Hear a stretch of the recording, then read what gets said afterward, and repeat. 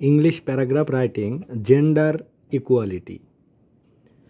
Gender equality means equal treatment for both man and woman. অর্থাৎ gender equality বলতে বোঝাই হচ্ছে নারী এবং পুরুষ উভয়কে সমানভাবে মূল্যায়ন করা।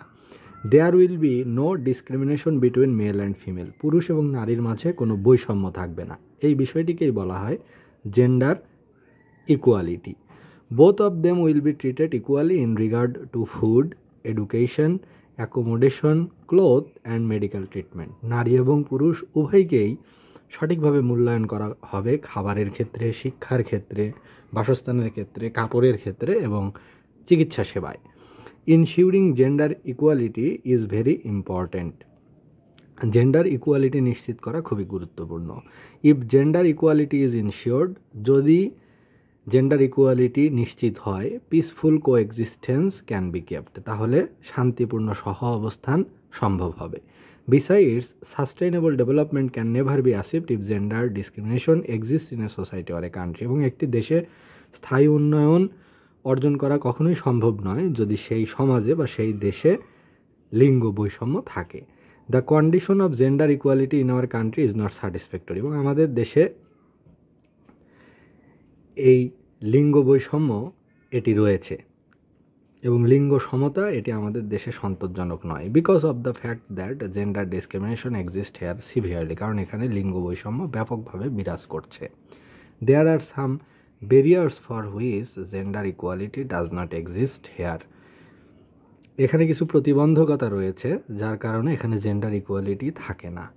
On top female education, socio economic set up, religious misinterpretation, superstitious beliefs, male domination over female are some of the barriers to gender equality. আমাদের দেশে যে জেন্ডার ইকুয়ালিটি সম্ভব নয় এর কারণ রয়েছে পর্যাপ্ত নারী শিক্ষার অভাব, আমাদের দেশের আর্থসামাজিক অবকাঠামো এবং আমাদের ধর্মীয় অপব্যাখ্যা, এছাড়া কুসংস্কারপূর্ণ বিশ্বাস। তাছাড়া রয়েছে মেল ডোমিনেশন, অর্থাৎ পুরুষদের আধিপত্য, নারীদের উপর পুরুষদের আধিপত্য। এগুলো হচ্ছে কিছু কমন বা সাধারণ প্রতিবন্ধকতা। Illiteracy, religious bigotry, male dominated society and so on are responsible for this barriers. এসব ব্যারিয়ারের জন্য, প্রতিবন্ধকতার জন্য দায়ী হচ্ছে ইলিটারেসি বা নিরক্ষরতা, রিলিজিয়াস বিগট্রি অর্থ হচ্ছে ধর্মীয় গোঁড়ামি, আর মেল ডোমিনেটেড সোসাইটি মানে হচ্ছে পুরুষ শাসিত সমাজ। This barriers should be removed by encouraging female education. এবং নারী শিক্ষাকে উদ্বুদ্ধ করার মাধ্যমে, উৎসাহ দেওয়ার মাধ্যমে এসব প্রতিবন্ধকতাকে পাশ কাটানো যায়। Besides religious misinterpretation should be stop to ensure gender equality. এছাড়া ধর্মীয় যে অপব্যাখ্যা সেগুলোকে বন্ধ করে আমরা জেন্ডার ইকুয়ালিটি নিশ্চিত করতে পারি। If we fail to ensure gender equality, overall development of our country will be হিন্ডার্ড। যদি আমাদের দেশে লিঙ্গ সমতা এটি নিশ্চিত করা না যায় তাহলে দেশের সার্বিক উন্নয়ন বাধাগ্রস্ত হবে। Because of the fact that women comprise half of our পপুলেশনের কারণ হচ্ছে নারীরাই হচ্ছে আমাদের দেশে প্রায় অর্ধেক জনসংখ্যার নারী। If they are not allowed to be involved in workforce, sustainable amelioration will never be obtain. যদি তাদেরকে কাজের ক্ষেত্রে, কর্মক্ষেত্রে নারীদেরকে যুক্ত করা না যায় তাহলে দেশে দীর্ঘস্থায়ী স্থায়ী উন্নয়ন সম্ভব না। Consequently our country will lag behind. ফলে আমাদের দেশ পিছিয়েই পড়বে যদি আমরা আমাদের হাফ অফ দ্য পপুলেশন অর্থাৎ নারীকে, ফিমেলকে কাজ থেকে দূরে রাখি, তাহলে দেশ বরাবর পিছিয়েই যাবে, এগিয়ে যাবে না।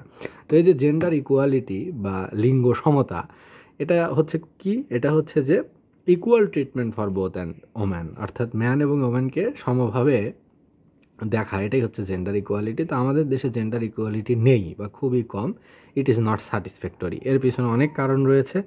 সেগুলো হচ্ছে এখানে ইলিটারেসি রয়েছে, রিলিজিয়াস মিসইন্টারপ্রিটেশন রয়েছে, সুপারস্টিশিয়াস বিলিফ রয়েছে, এগুলো অনেক ব্যারিয়ার রয়েছে। এবং এখানে নারীদেরকে পুরুষদের চেয়ে পিছিয়ে রাখা হয়েছে শিক্ষার ক্ষেত্রে, খাবারের ক্ষেত্রে, বাসস্থানের ক্ষেত্রে, কাপড়ের ক্ষেত্রে, সব ক্ষেত্রে।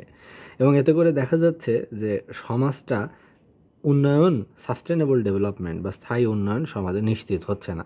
কারণ আমাদের যে ফিমেল বা নারীরা এরা প্রায় হাফ অফ দ্য পপুলেশন, অর্থাৎ জনসংখ্যার প্রায় অর্ধেক। তো জনসংখ্যার অর্ধেককে যদি শিক্ষিত করা না যায়, সভ্য করা না যায়, উন্নত করা না যায়, সমৃদ্ধ করা না যায়, ওয়ার্কফোর্সে যদি নিযুক্ত করা না যায়, তাহলে ওভারঅল দেশের ডেভেলপমেন্ট সম্ভব না এবং দেশ হয়তো পিছিয়েই পড়বে এক সময়।